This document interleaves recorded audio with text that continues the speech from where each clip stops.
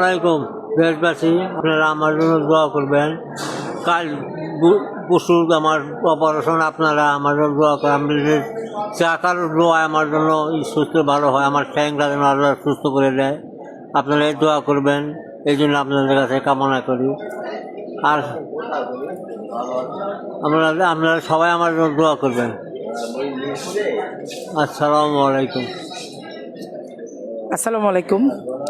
2 দিন পরে চাচার অপারেশন হবে, সেজন্য চাচা দেশবাসীর কাছে দোয়া চাচ্ছে।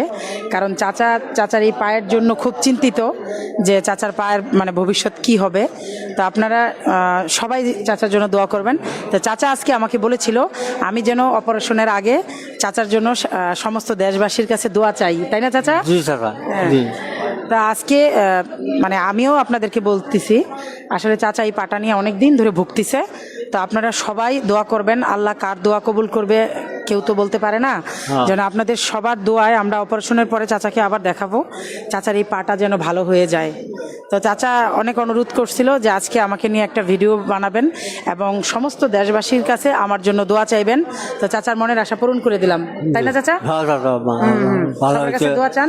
আল্লাহ আপনারা সবাই আমার জন্য দোয়া করবেন, কার দোয়ায় আমার শরীর ভালো হয়ে যায়, আল্লাহ তার দোয়া করি। আপনারা আমার জন্য সবাই দোয়া করেন। ওকে, আল্লাহ হাফেজ।